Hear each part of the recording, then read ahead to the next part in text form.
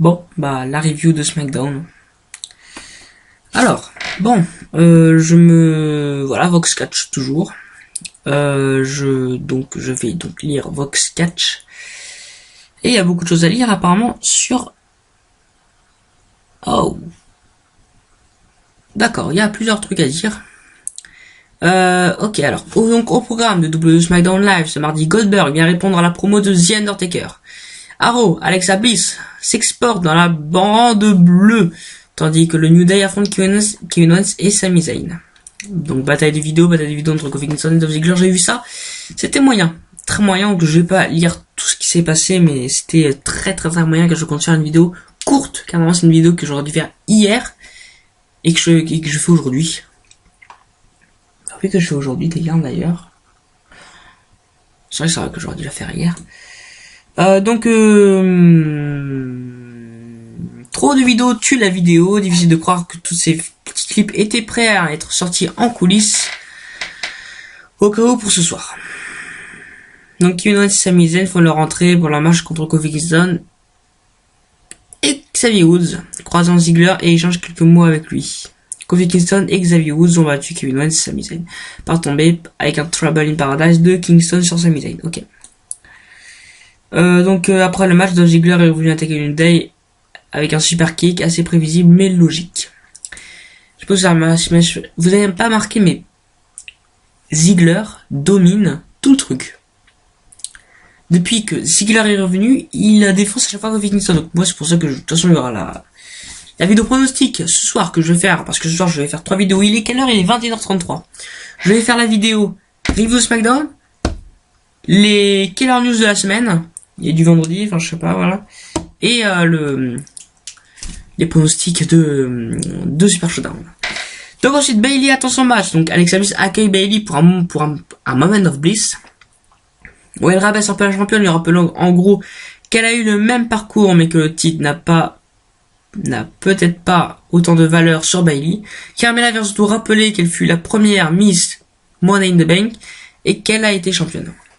Bayley n'a pour le moment pas de challengers et c'est visiblement ce qui se met en place.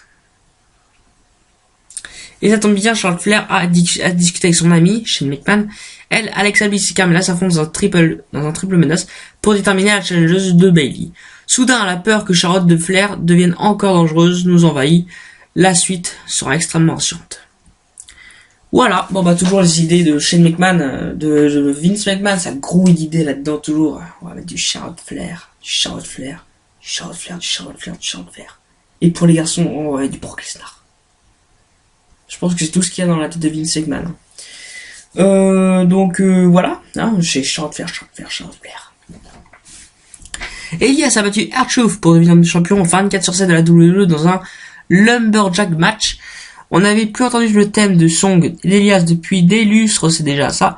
Mais pas sous nos yeux, mais sous le ring. R-Truth a visiblement regagné le titre. Vous êtes perdus. Notre liste de champions 24/7 est à jour. Donc quelqu'un accepte d'affronter Aleister Black, ça devient assez grave là.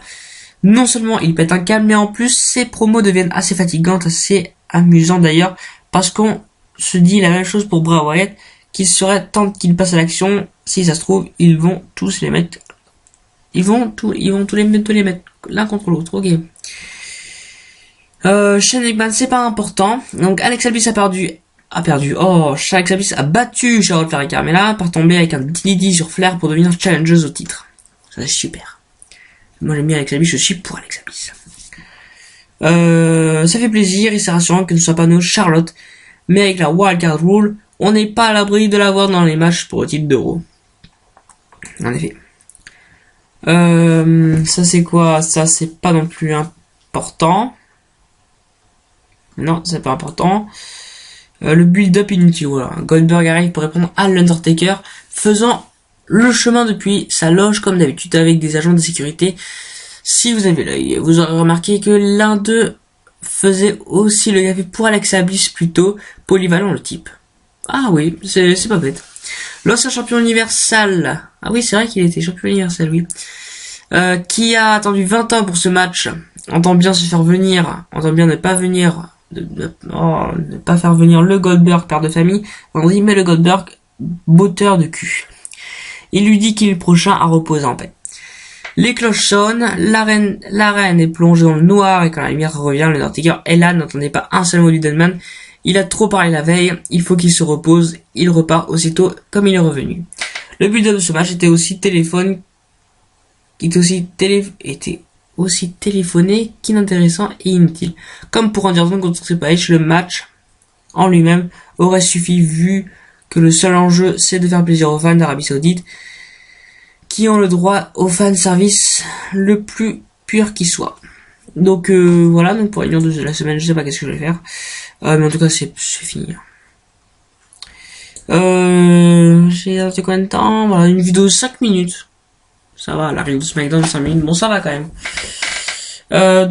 Bon merci d'avoir regardé la vidéo. Au revoir à tous. J'ai déjà fini, je dois encore tourner 2 vidéos. Au revoir à tous et à vous les studios. Et donc sur le montage.